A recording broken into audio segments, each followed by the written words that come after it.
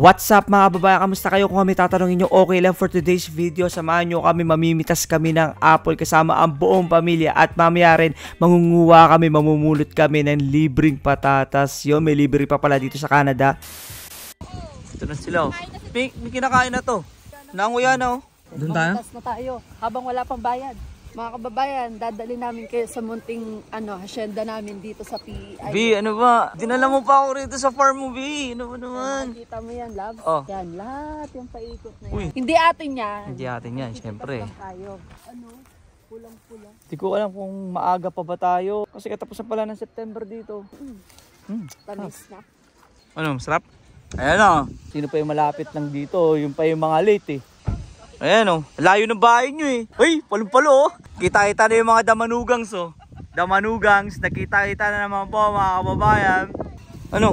Ang tagal wala. Angka, hindi papabay. Ba, ano man sasabi mo? For the second time, ang buong pamilya eh mag-apple picking na naman. Magkama. Oh, tsaka enjoy na natin tong ano pang no? Hindi tayo sa araw pa. Itong araw kasi, ilang araw na naman, baka isang buwan na lang. Oh, Yung wala. ma-enjoy na to. Ito, malamig na. Yung kaya kailangan i-enjoy natin. Yung bunso ng pamilya. George, halika. Hanggang lumayo. Wala ba daw? Dati, pinagpipray lang natin to na, alam mo yung sana-sana natin, sana makapunta si ano dito, mga pamilya natin. Yan, nandito naman. Oo, ano. Pinagpala. Mga. Inaangat tayo ng Diyos dito. Yun na nga. Oo, ano. Ang lawak pala nito. Bakit pang? Mayroon pa dito, mayroon pa doon. Pang, alam mo, ilang beses na tayo nakarating dito, dun lang tayo banda pang. Lagi. Ngayon lang ako nakarating dito banda, ikaw. Lawak po. Marami pa dito. Oo, tsaka dami. Si Papa kasi naghahanap din ng peras. Meron daw peras dito eh. Sabi daw pa dito daw banda eh. Hanapin na lang natin pang. Bira lang yung mapuntahan to, kaya tignan mo. Ang daming bunga pa rito. Bilupit na ito, green apple.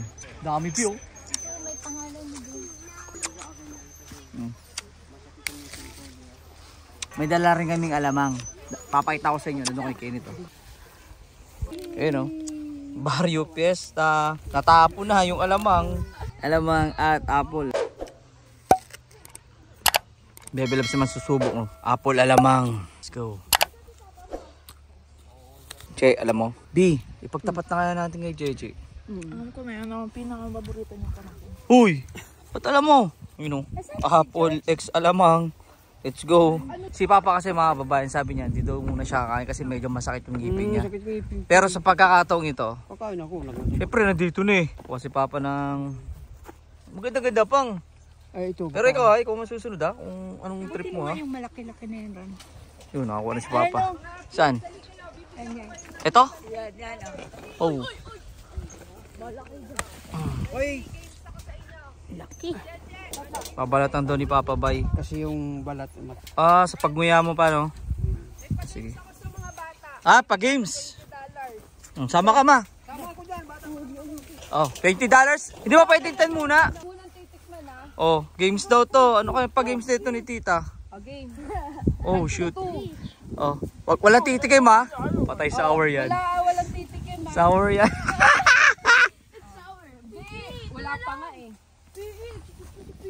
Oh, game. Dalawa. Ay, dalawa? Hindi ka na, mag-work ka na. Oh, sige. Oh, sige. Anong mangyayari Tita Tabing? Poisonous. Ay, huwag kang ano, No reaction King. na. Okay, King. Sour daw. Oh, kahit. Oh.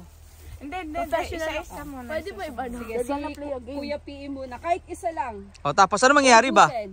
Oo, Pagka ubusin. walang reaction, Panalo. panalo. Tapos pag nanalo kami lahat, Magbibigyan kayo ni Tita mo. $5. Dapat walang pipikit yung mata. Pero pag may pumikit, Oh, walang reaction kay King. Kay P. Sa kanya kasi. maaaring sa tite. Tinitiis na nga ta ni P. O, ikaw naman King. O naman, King. No reaction Isa yun lang, ha. isa lang. Sige, Siya sige. mo na, siya. Hindi, ikaw na. Sige, haya. Turo ka pa eh. Oh. Ako muna po. Oh, sige. Nakuha niya ata matamis B. Ay, sige. Siyempre daw. Para sa $20. Finish! Wala na si King. Wala yun. Yaya din, gumanon nga. Ay, gumano ba si Aya? Di, baka na-chamba nila. Baka naman talaga Hindi, tikman nyo. Tignan nyo. Wala, si maasim. King nanalo. Yup. Hala, wala Hoy, bibigyan mo yan. Hindi, bibigyan kayo ni tita mo. O, palakpakan lahat nanalo. Yay! Tatlo kayo, tag $10 kayo. Uy, $10 oh. Thank you. George. Si ate Lo, daw. paano yan, Labs? Di na yung kasali. May work na yan. May trabaho na. Pas na yung tito-tita dito. May trabaho na kasi. Mali pa lang decision. Pero titignan ko nga. Ako nga. I have utang to ate and I give. Huwag mo nang payahin si ate. Hindi, maasim talaga. Tira mo lang si tita mo. Give me $5. Diyan ang tamis! Kami siya, no? Ang tamis apple. Parang cherry, ano? Hindi, tikman mo. Yari ito, tinan mo, yari ito. Ang tamis nito, parang ano? Sobrang tamis niya. Parang grapes. Sarap po. Parang siyang grapes. Oo, parang grapes.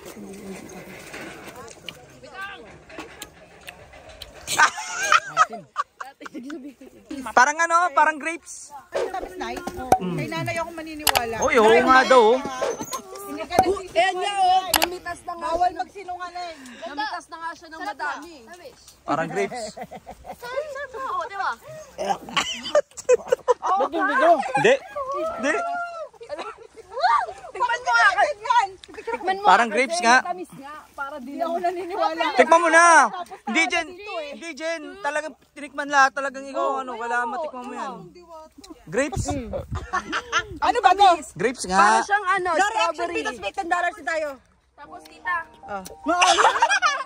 Naalala ko lang yung kararating ko pa lang dito sa Canada. Sinama ako ng mama at papa dito para syempre may experience yung apple picking at nagkukwentuhan nga kami na sana loobin ng Panginoon Diyos na dumating yung araw na makakapag-apple picking ang buong pamilya na sama-sama dito sa Canada. At yung sana all namin dati, eto na yung mga kababayan. Naging faithful kami sa mga prayers namin dati at eto, tinan nyo naman kung gaano kasi ang papa at mama. Sana humaba pa ng mahabang ang buhay ng mama at papa dahil sa saya na meron sila ngayon. So yung mga kababayan, naisipan ng pamilya na pupunta kami doon. Sasakay kami ng wagon. Pero bago yan, kuha muna ako ng isa. Medyo maliit lang. Ah, si Chacho yung alam mga nasa kanya. Ito, nag-arke lang kami. Ano? Tapos sasabihin ng driver, Bino. Kasi ano na eh, alas 12 na eh, kakain muna ako. Mamaya na lang kayo ulit ha. Mama excited oh. Ma, nandito pa talaga kami ma. Nauna po. Atake mga kababayan ko. At ito na nga, sakay na kami rito sa wagon at hindi to libre mga kababayan, may bayad to $6 for family of 6. Sulit din naman kasi iikot ka sa apple farm dito at pwede ka rin palang mamitas ng apple habang ito nga umaandar itong wagon. Syempre ingat ka lang kasi baka mamaya tumama sa mukha mo yung puno eh. O yung sanga ng puno, enjoy din naman talaga kasi makikita mo rin yung iba't ibang uri o kulay ng apple. Ewan ko ba, iba yung saya nung magagawa mo yung bagay na hindi mo pa na-experience dati. Yung dati nakikita mo lang sa TV, sa Facebook. Pero ito na ngayon, na-experience na namin. Bonus pa kasi sama-sama kami, isang buong pamilya. Sama-sama naming nagagawa to. Napagod na nga ang mama at papa. Upo na lang sila rito. Sabi na, sige, hintayin lang namin kayo dito sa bungad. Eto, ikot kami. Kuha pa kami ng apple kasi nakakaya naman kung lalabas kami dito tas wala kaming bibilin mga kababayan. Dami na namin nakain. At eto na nga, mabayaran na ni Tol U. Etong nakuha naming apple at sabi ni Kenneth sa amin, sama daw kami sa kanila kasi sa tabing bahay nila merong potato farm at kaka-harvest lang daw. Pagka nag-harvest kasi sila dito ng potato, may mga nalalaglag o yung mga medyo maliliit. At yung mga maliliit na yun, pagkatapos kasi mag-harvest nila rito, pwede mo nang damputin o pulutin yun. Kasi bakit hindi? At least libreng patatas, diba? So, nandito na kami mga kababayan. Titignan naman namin kung marami pang tira na patatas dito sa farm ni Kenneth. Let's go. So ito na yung farm ni Kenneth. Medyo matagal na nga din huling nagawa ko to, itong namumulot ng patatas. At may napansin nga lang ako dito na medyo maliit yung mga patatas na pwede namin kunin ngayon dito. Kasi yung huling nagawa ko to talaga nakakuha pa ako ng mga malalaki. Kasi sabi din sa news na medyo ito nga nung dumaan summer medyo mainit talaga. Kaya medyo maliit lang yung mga patatas ngayon. Kaya naman kami talagang kinukuha namin yung talagang po pwede pa na medyo malalaki. Yung may nakikita kami na parang nasagasaan o nayupi, yun, di namin kinukuha. At habang namumulot nga kami rito, nagkukwentuhan kami patungkol dito sa napakalawak na potato farm na to. Hindi naman sa amin naiinggit, sabi namin sana itong family na may-ari ng napakalawak na farm na to, sabi namin sana okay lang sila, magkakasundo sila, walang problema. Kasi nga, di ba, may mga pamilyang ganun eh, nagkakaagaw-agawa, nagkakaroon ng problema sa hatian ng lupa. So kami, okay lang kami, all goods lang kaming tatlo kasi wala naman kaming mamanahin na ganyang kalaking lupa sa mga magulang namin. Pero okay lang kami dun. Sabi ko nga, hindi kami naiinggit mga kababayan. Bagkus, humahanga pa nga kami kasi iniisip namin, paano niya kaya namamanage yung ganitong klaseng business, yung ganitong kalawak na potato farm. Kaya naman kami, hindi kami naiinggit. Bagkus nga, grateful pa nga kami sa Panginoong Diyos kasi dininig niya yung panalangin namin na makapunta rito sa Canada. Hindi namin alam. Baka one day, isa sa amin makabili ng hindi man ganito klase kalaking o kalawak na farm. Magkaroon ng ari-arian katulad ng house and that, gano'n na katulad ng nagawa nito ng family ni Kenneth. Alam ko naman, di magiging madali yun, pero sa tulong at awa ng Panginoon Diyos, mangyayari yun. Tol, dapat pagka kumuha ng bahay, ganito din kalaki. So may patatasan din katulad ni Don Kenneth. Oo, dati may patatasan ka, no? Hindi, sabi ni Kenneth, dapat na malapit daw dito sa kanila. Sama natin si Erpat. Pag naging Randy TV ako, bibili akong bahay doon. Nakita mo yung magandang bahay doon, may malapit sa river. Bibiling ko yun. Yun o, nagmerienda na nga lang din kami dito sa loob. At sana na-enjoy nyo nga itong short vlog namin, mga kababayan. Apple picking, tapos patatas picking. So sa next vlog na nga lang mga kababayan. And don't forget to subscribe sa next vlog na lang. Stay safe and God bless. God first. Let's go!